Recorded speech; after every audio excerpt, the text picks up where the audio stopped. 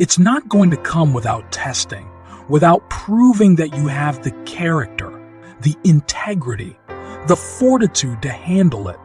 We see this with Joseph in the scripture. As a teenager, God gave him a dream that he would be in leadership and he would see great favor and influence. He was excited. He knew big things were in his future. But Psalm 105 says, until the time came to fulfill Joseph's dream, God tested Joseph's character.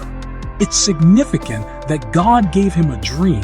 Then God said, I'm going to test you to see if you can handle it. I'm going to test your character. Will you be good to people that are not good to you? I'm going to test your endurance. Will you give up if it doesn't happen fast enough? I'm going to test your integrity. Will you do the right thing when no one is watching? I'm going to test your attitude. Will you get sour when things don't go your way?